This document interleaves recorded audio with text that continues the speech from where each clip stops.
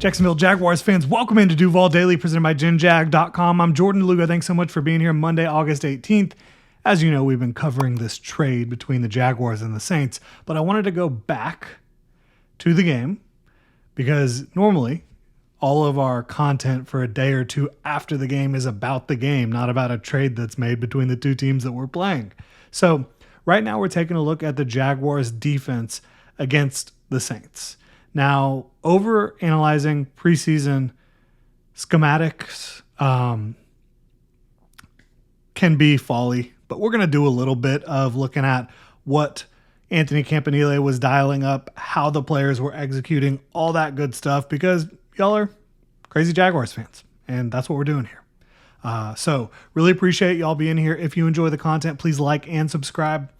Fired up to get into this. Overall, shout out to Anthony Campanile, who just did such a better job in this game than he did in preseason week one, in my opinion, getting the guys ready for all the different scenarios you can face and just dialing some things up. I mean, he really did dial up some nice things against a rookie quarterback. Last week they were going against a veteran quarterback, but last week they were also going against backups defensively. This week they were going up against starters. Granted, again, you've got a rookie quarterback back there, Tyler Shuck, but and you know,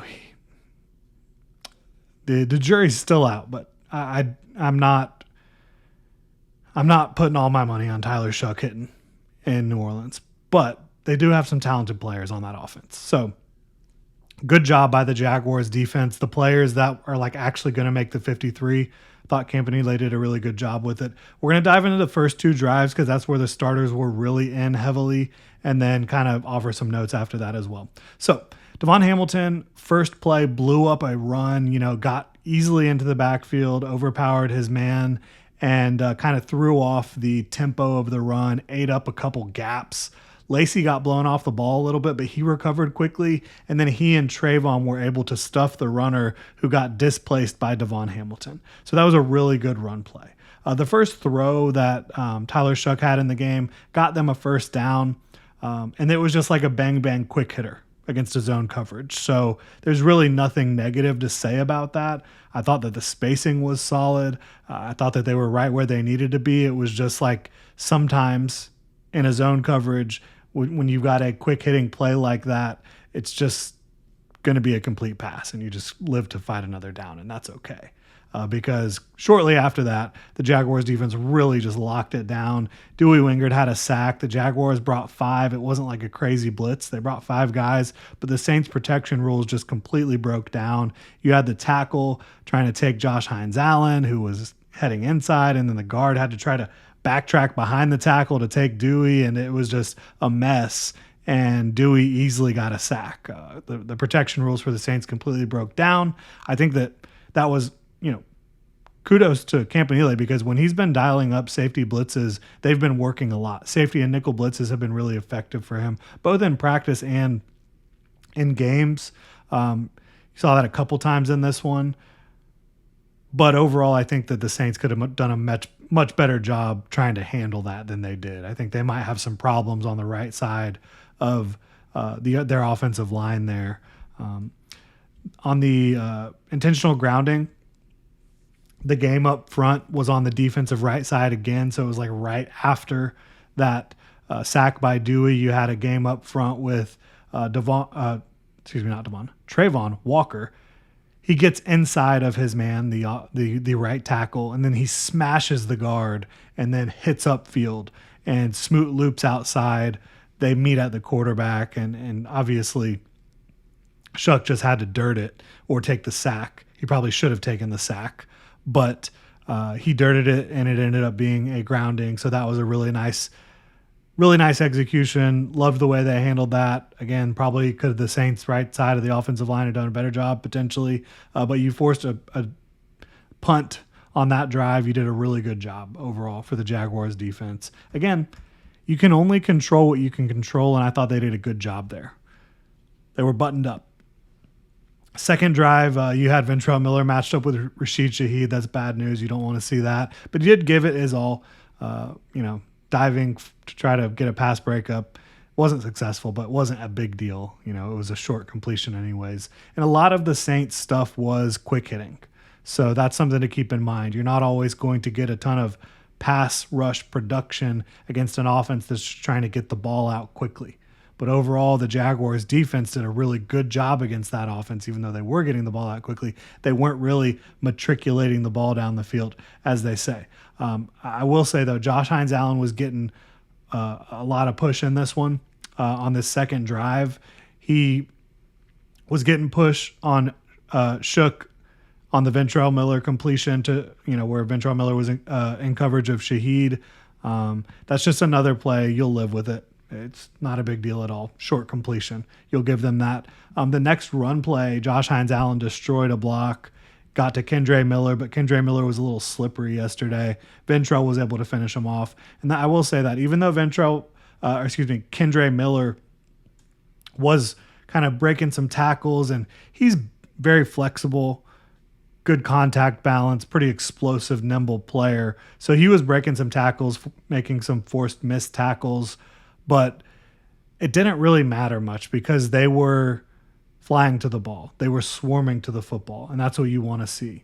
So you missed some tackles. Yeah, you want to try to clean that up a little bit. Kendre Miller is talented in that regard, but it didn't matter because you were cleaning up. You were getting after it with flying to the football overall. On third down of the second drive, Tyler Shough tried to fit it into a tight window down the field, maybe against like a really good quarterback and receiver like Burrow and Chase or something like that. That might have been a completion. But then again, if that was a better thrown ball, it might have been a Jordan Lewis PBU or interception as well. Jordan Lewis was in pretty good coverage there, and you had Darnell Savage over the top, I believe it was. And then that forced a punt. So that's the Jaguars starting defense for you. They basically blanked the Saints starting offense.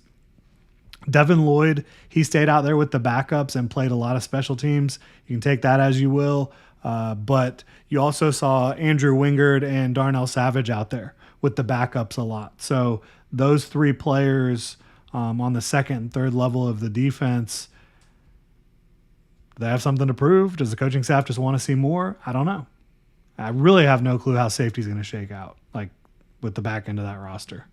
Or even the front end. I mean, Eric Murray's a starter, but other than that, I don't know what you've got in terms of truly projecting who's going to make the roster, who's not. I think Dewey will definitely make the roster. Is he going to really be the starter? I don't know. Still waiting on Caleb Ransaw to get back as well. They had a coverage bust on the play where Chad Muma was in tight coverage of the tight end down the field, and you had the second level of the defense kind of just racing back, trying to cover ground. Muma was in good position, couldn't quite get his hand on the ball. He is running around there with a big old club on his hand, but that was just like good defense, a little bit better offense overall.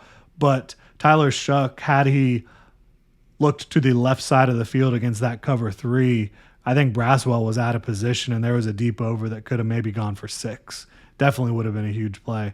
Either way, the Jaguars did get beat on that play, but another one where it's like, had the coverage bust like really gotten exposed, you would have been a lot more worried about it. I think you still should be worried about it, but you'll take the result of what ended up happening, honestly.